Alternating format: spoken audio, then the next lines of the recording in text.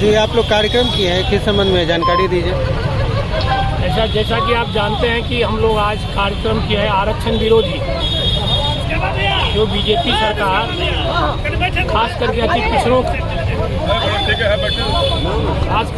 पिछड़ों का जो हम लोग को संविधान में हमारे माननीय मुख्यमंत्री जी द्वारा महिलाओं के लिए, गरीबों के लिए, अति पिछड़ों के लिए जो आरक्षण मुहैया कराए थे, उसके बारे में देखिए 2014 में गला फाड़ करके मोदी जी ने कहा था कि मैं अति पिछड़ा समाज से आता हूँ। वीडियो भी वायरल है।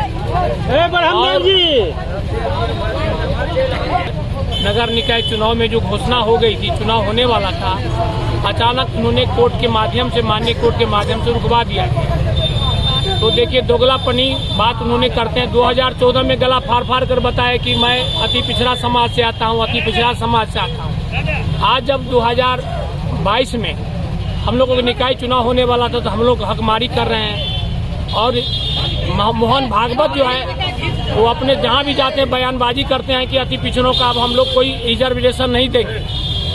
ये देश को जो है अंधकारमय में देश को धोखा में रखने का काम कर रहे हैं। इसीलिए हमारे माननीय मुख्यमंत्री जी के आदेशानुसार हमारे ललन बाबू जो अध्यक्ष हैं पार्टी के, उनके अनुसार पूरे बिहार में हम लोग धरना प्रदर्शन कर रहे हैं। जो सच्चाई है, क्योंकि इन लोगों ने झूठे हवा फैला रहे हैं कि इसमें नीतीश कुमार की गलती के कारण माननीय कोर्ट जो है रोक लगाई है।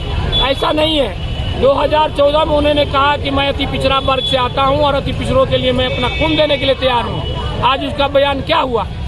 जैसा कि आप जानते हैं, आज पूरे भारत दलदल में फंसा हुआ है। दलदल मतलब जानते हैं, हाथी में दलदल में फंसता है तो निकल नहीं पाता है। आज हमारे गरीबों को हकमारी हो रही है। बच्चे जो दूध पिएंगे, दूध पर जीएसटी लगा दिया गया। मल मूत्र को छोड़कर पूरे देश में हर चीज़ों पर जीएसटी लगा दिया। इसीलिए आज हम लोग धरना प्रदर्शन कर रहे हैं। हमारे जितने भी जिला के